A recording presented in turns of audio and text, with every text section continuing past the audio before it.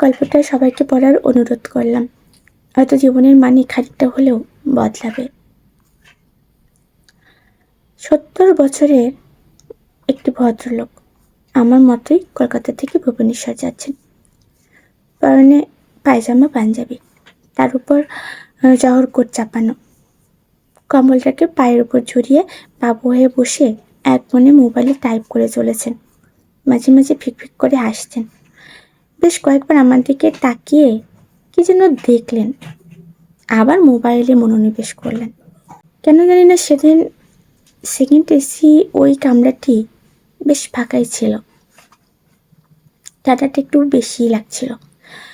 রাত তখন 11টা হবে। বাকিটা সবাই মোটামুটি ঘুমোর দেশে পাড়ি দিয়েছে বা দেবে দেবে করছে। রাত 1টার আগে আমার ঘুম আসবে না, তাই আমি চাদরটাকে সারা গায়ে জড়িয়ে মোবাইলটাকে নাড়াচাড়া করছিলাম। ভদ্রলোকটি চোখ থেকে হাই পাওয়ারের চশমাটা খুলে আমার দিকে তাকিয়ে জিজ্ঞেস করলেন, কি ঠান্ডা লাগছে মিশন? ভদ্রলোকটিকে দেখে আমার শিক্ষক বা প্রফেসর মনে হচ্ছিল। বেশ একটা পার্সোনালিটি তার সারা শরীরের ভাষায় প্রকাশ পাচ্ছিল। তার উপর ওনার মুখে মাইসন কথাটি শুনে আমি একটু নড়ে চড়ে বসলাম। বললাম, তাই একটু লাগছে। ভদ্রলোকটি বললেন, এক্ষুনি লাস্ট কফিওয়ালা উঠবে, একটু কফি খেয়ে নাও, দেখবে ভালো লাগবে। ঠিক তাই দুজনেই কফি নিয়ে বসলাম। একে একে ধেয়ে এলো অতি পরিচিত কিছু প্রশ্ন। কোথায় থাকো? কি করা হয়? সন্তান কটি? তারা কিসে পড়ে? কথায় কথায় ভদ্রলোকটি বললেন, উনি ক্যালকাটা ইউনিভার্সিটির বাংলার প্রফেসর ছিলেন। কিছুক্ষণ দুজনেই চুপ। তারপর ভদ্রলোকটি শান্ত গলায় জিজ্ঞাসা করলেন, কেমন লাগছে জীবনের স্বাদ? বাড়িতে সময় দেওয়া হয়? আমি কি বলবো তা ঠিক গুছিয়ে উঠতে পারছিলাম না। ভদ্রলোকটি আমাকে একটু আশ্বস্ত করে বললেন, আমি জানতে চাইছি জীবনটাকে মিষ্টি লাগছে না তেতো লাগছে। আমি হাসতে হাসতে বললাম, টক ঝাল মিষ্টি। সকালে 9টায় অফিস, তারপর ফিরতে ফিরতে সেই রাত 8টা। বাকি সময়টুকু হয় আমার সাথে বইয়ের ঝামেলা, নয়তো মেয়ের সাথে মায়ের। সকালে ঘুম থেকে দেরি করে কেন ওঠা থেকে শুরু করে হোমওয়ার্ক কেন হয়নি, খাবার কেন থালায় পড়ে আছে, স্কুলের ব্যাগ কেন গোছাওনি, খাটের চাদর কেন লণ্ডভণ্ড, বইগুলো ঠিক জায়গায় নেই কেন, পা না ধুয়ে কেন খাটে উঠেছ, কত টিভি দেখবে, একটা না একটা বিষয় নিয়ে লেগেই আছে। মাঝে মাঝে অতিষ্ঠ হয়ে মেজাজ হারিয়ে ফেলি। ভদ্রলোকটি ছোট্ট একটা দীর্ঘশ্বাস ফেলে কম্বলটিকে বুকের উপর তুলে বলল, এটাই তো জীবনের সবচেয়ে সুন্দর সময়, এটাকে অবহেলা করো না। টক ঝাল মিষ্টির এই অতুলনীয় স্বাদটাকে কবজি ডুবিয়ে চেটে পুটে খাও, একেবারে হাতের নখ থেকে কোনোই পর্যন্ত। একটা সময় আসবে যখন ঘরে ঢুকে দেখবে চারিদিক নিঃশব্দ, বিছানার চাদরটা টান টান করে পাতা। মা মেয়ের প্রতিদিনের খণ্ডযুদ্ধ কোনো এক অলৌকিক ইশারায় চিরতরে অবসান ঘটেছে। মনে হবে চাদরটা দুহাত দিয়ে আবার লণ্ডভণ্ড করে অপূর্ণ যুদ্ধের দামামা বাজায়। বইয়ের তাকটা পরিপাটি করে সাজিয়ে হালকা সাদা ধুলোর আস্তরণ বইগুলোতে লেপটে আছে।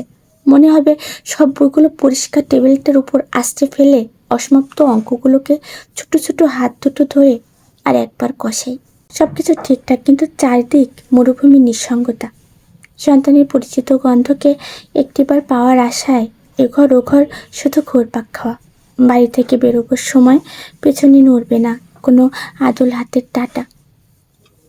টিভিটা আপন মনেই চলতে থাকে, কেউ কেড়ে নেয় না রিমোটটা অযথা বাহানায়। খাবার টেবিলেই শুকাতে থাকে এটো হাত, কেউ ছবল দেয় না আর ডিমের কুসুমে। মোবাইলের ওপারে আদুরে আওয়াজে প্রতিদিন থেকে প্রতি সপ্তাহে থেকে প্রতি মাসে কি ঠেকবে। দুদিনের জন্য আসবে, যাবার সময় ব্যাগের ভিতর নিয়ে যাবে হাঁটি হাঁটি পাপা থেকে একটু একটু করে গড়ে তোলা সব স্বপ্ন। দৃষ্টিশক্তি ধীরে ধীরে লোপ পাবে, বাড়বে শুধু ওষুধের সংখ্যা। অনিদ্রায় চোখ দুটো হয়ে উঠবে আরও নিঃসাচর। ভদ্রলোকটির প্রতিটি কথা ট্রেনের বিকট আওয়াজ পেরিয়ে বুকের ভিতর যেন তীরের মতো বিচ্ছিল। আমি বললাম, তাহলে বাঁচার উপায়?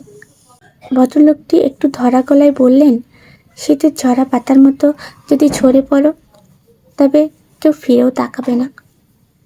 ওপরে সবুজ পাতার দিকে তাকিয়ে থাকতে থাকতে অচিরে বিলীন হবে মাটির বুকে। সবুজ পাতার মতো ফুটে উঠতে হবে ওই জীর্ণ বট বৃক্ষে।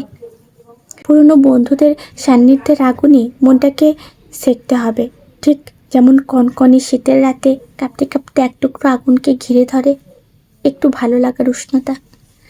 সারা শরীরে মাখতে ইচ্ছে করে। একমাত্র বন্ধুই পারে তোমার ক্ষয়ে যাওয়া জীবনের অফুরন্ত হাসির ফোয়ারা প্রলেপ লাগাতে।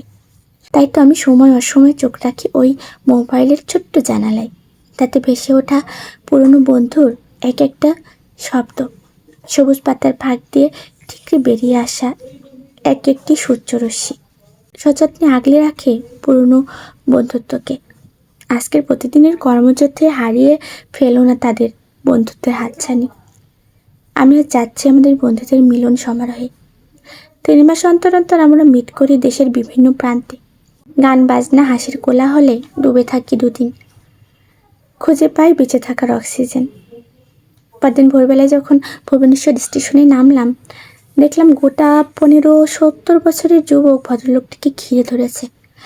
হাসতে হাসতে তারা এগিয়ে চলেছে নতুন ভুবন গড়তে। আমাকে দেখে ভদ্রলোকটি হাত নেড়ে বলল, লুক মাই সন, এরাই আমার এক একটি সবুজ পাতা। জানি না 20 বছর পর আমাদের ভবিষ্যৎ কী হবে। জানি না মোবাইলে টাইপ করার শক্তি হাতে মজুদ থাকবে কিনা। হয়তো ধীরে ধীরে চোখের দৃষ্টি আবছা হয়ে আসবে। গ্রুপের গানের আসর হয়তো তখনও একই রকমভাবে জমে উঠবে, কিন্তু হঠাৎ করেই বেইমান হয়ে উঠবে আমার শ্রবণ শক্তি।